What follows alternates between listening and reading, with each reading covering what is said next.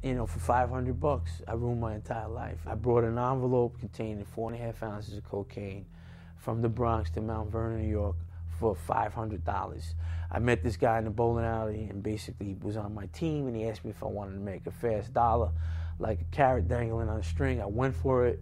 I brought the envelope up to Mount Vernon, New York, and I walked into a police sting operation. 20 cops came out of nowhere, placed me under arrest. I did everything I could do wrong, and I got a 15-year-to-life sentence for that.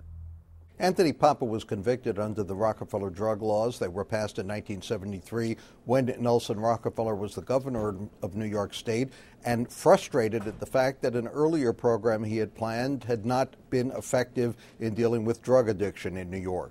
What he said was that we were in a war on drugs. Forget for a moment about communism, about Russia, that this generation of Americans who had survived World War II, who had survived the Depression, fought Nazism, would not be eliminated by some powder or pills or needles, and needed to take a very, very harsh stand against drugs. So in 1973, the governor proposed mandatory sentences for people convicted of drug possession. It took discretion away from judges, to some extent from district attorneys, eliminated plea bargaining, and filled the prisons of New York State.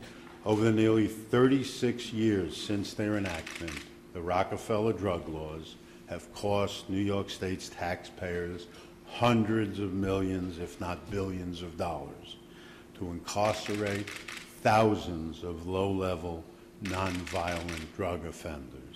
Over 30 years later, as Speaker Shelley Silver says in the Assembly in New York, the stars seem to be aligned to finally changing that law. It has been chipped away at for a number of years, but now it looks as if the last remnants of the mandatory sentencing for nonviolent possession of drugs is likely to be wiped away. The bill restores judicial discretion, which is big because judges right now are handcuffed, like the judge in my case was handcuffed. He could not give me a 15 or life sentence. He had to. It was under mandatory provisions of the laws. Most people I met in prison are serving time under Rockefeller drug laws. They have drug problems. They're addicted to drugs, and treatment is not really available. Governor Patterson had a long-time commitment to revising the Rockefeller drug laws. In fact, he actually went so far as to get himself arrested in a protest against the laws several years ago. Now he's in a position with the Democrats in control of the Assembly and the state Senate to actually redeem that commitment and to ensure his legacy, at least in one area of law enforcement.